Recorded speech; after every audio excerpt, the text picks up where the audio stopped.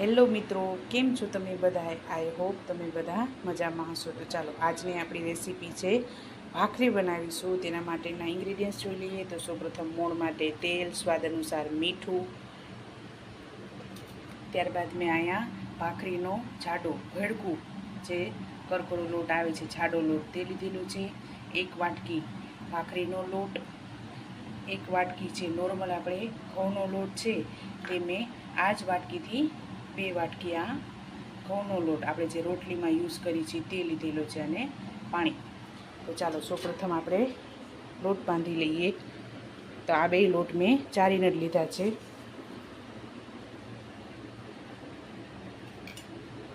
ત્યારબાદ 2 વાટકી ઘઉંનો રેગ્યુલર લોટ, સ્વાદ અનુસાર મીઠું. આ સેજ ખારી હોય તો ખાવાની મજા આવે છે. તો ચાલો આપણે આ બધું એકદમ મિક્સ કરી લીધું છે. ત્યારબાદ આપણે 2 પાવડા તેલ નાખીશું મોણ માટે.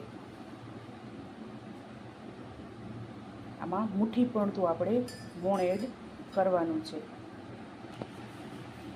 તો ચાલો આપણે આ રીતનું મુઠ્ઠી પડતું મોણ એડ કરવાનું છે, જેથી ભાખરી આપણી કડક અને અસલ થાય તેના માટે. આ રીતનું મુઠ્ઠી પડતું આપણે મોણ એડ કરવાનું છે. આ રીતનું થવું જોઈએ. તો ચાલો હવે આપણે થોડું થોડું પાણી નાખી અને આનો કઠણ લોટ બાંધી લઈએ. એકી સાથે પાણી એડ નથી કરવાનું, અને આનો એકદમ કઠણ લોટ બાંધવાનો છે. તો ચાલો આપણો લોટ ભાખરીનો બંધાઈ ગયો છે. તેમાં મેં અડધો ગ્લાસ પાણીનો યુઝ કરેલો છે. હવે આપણે 2 મિનિટ આને ઢાંકણ ઢાંકી અને રહેવા દઈશું.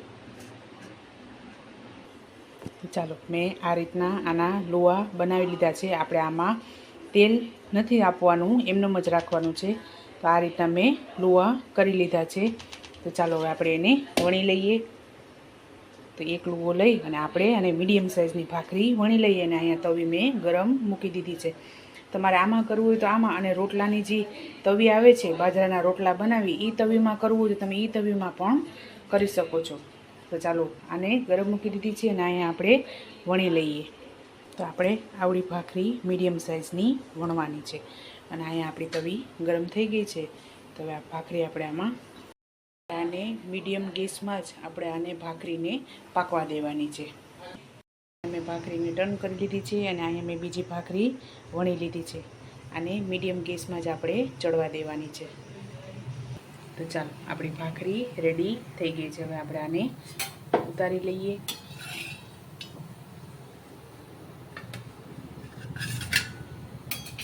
હવે આપણે આમાં ખાડા પાડી અને ઘી લગાવી લઈશું.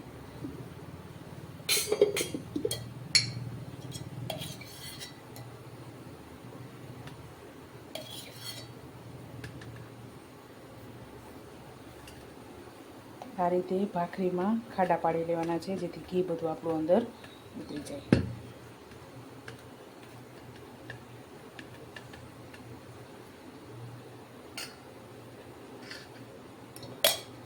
તો ચાલો આપણી ભાખરી રેડી થઈ ગઈ છે. એ જ રીતે આપણે બીજી ભાખરી બનાવી લઈએ. આ જ રીતે આપણે બધી ભાખરી તૈયાર કરી લઈએ. ચાલો મિત્રો, આપણી ભાખરી રેડી થઈ ગઈ છે. મેં બધામાં ઘી લગાવી દીધું છે. તો તમે પણ આ રીતે ભાખરી બનાવજો અને મને યાદ કરજો. મારા વિડીયોને લાઇક, શેર અને સબસ્ક્રાઈબ કરવાનું ભૂલતા નહીં. તો ચાલો મળીએ નેક્સ્ટ વિડીયોમાં.